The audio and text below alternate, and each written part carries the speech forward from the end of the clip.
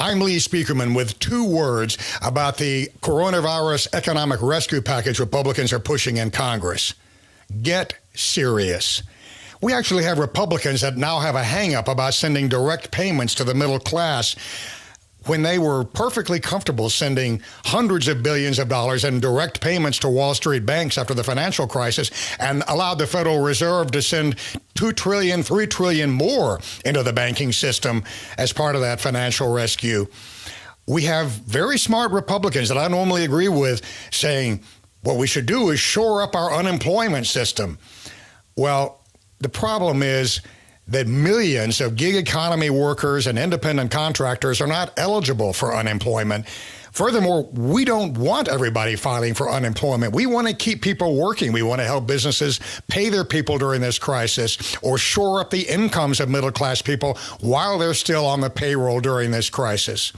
Well, here's a serious proposal, because what the Republicans have proposed is also woefully inadequate.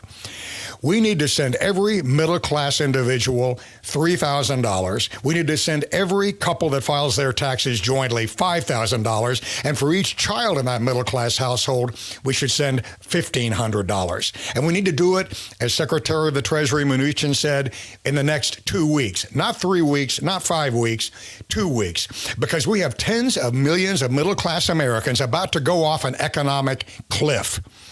Now, we also have a particularly dire situation in the restaurant industry, which employs 14 million Americans. And those 14 million restaurant workers, most of them are some of the lowest paid and, frankly, the worst treated workers in our entire economy. And they are in a desperate situation right now. We've got to rescue restaurants, most of which are small businesses.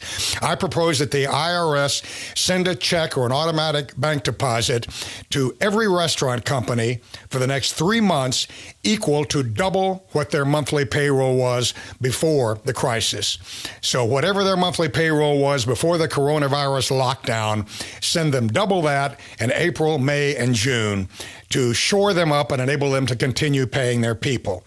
Now, in the case of the middle class payments, the middle class rescue, if any middle class person earns more than $120,000 in 2020, the IRS can claw back some or all of the emergency payments that they received.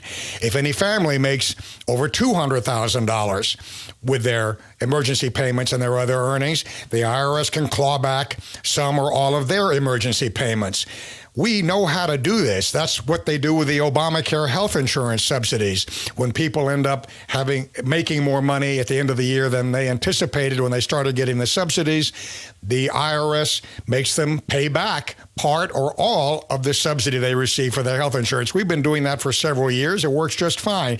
We can do that with these rescue payments. But the key is getting buckets of cash to the middle class now and handling the means testing later, at the end of the tax year in the first quarter of 2021. And the IRS already has a database with the filing status, with the earnings history, with what people have made over the past 2 or 3 months before the crisis. So we can filter and narrow down who gets these payments to start with. And then, as I said, fine-tune it at the end of 2020, the first quarter of 2021, by making anyone who earns an excess of a middle-class income with a clawback of some of that money. That's entirely doable if we focus on it. So that rescue of the middle class will cost about $2 trillion, that 3-month rescue that I'm proposing. The 3-month restaurant rescue will probably cost another $200 billion. That leaves $700 to $800 billion in a $3 trillion package, which is what I outlined as what would probably be needed in my last video. That leaves $700 or $800 billion to shore up the airline, hospitality, and cruise ship industry, to provide additional appropriations to the military so the military can bolster our healthcare infrastructure, to provide emergency grants to municipalities and states that are experiencing massive increases in outlays while their revenue is tanking because of the crisis, to provide tax credits and no interest interest or very low interest loans to companies to quickly invest in the United States to re-Americanize the supply chain and bring the production of ingredients for critical goods like pharmaceuticals and high technology products back onshore into the United States and away from China and other countries.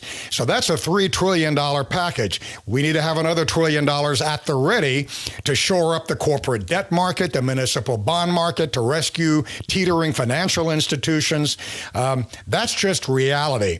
So the total package, the rescue could be $3 trillion. The financial backstop and rescue for the financial industry could be another $1 trillion. And people go, oh my Lord, $4 trillion. America would choke on that.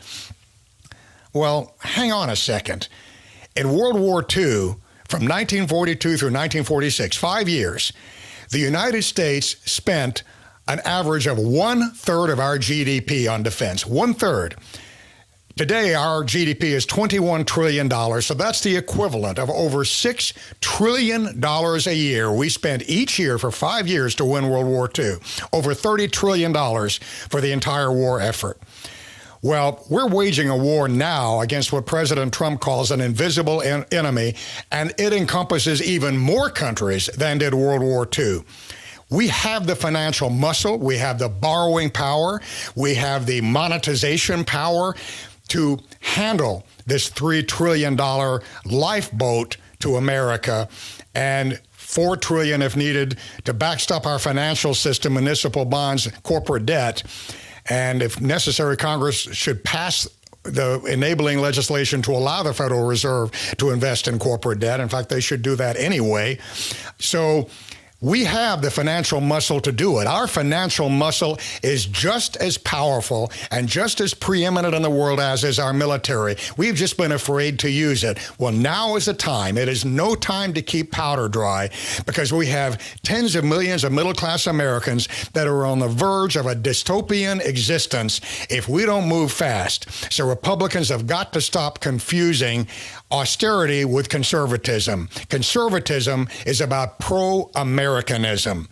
And we need to be pro-America for our middle class and our small businesses, and we need to do it now.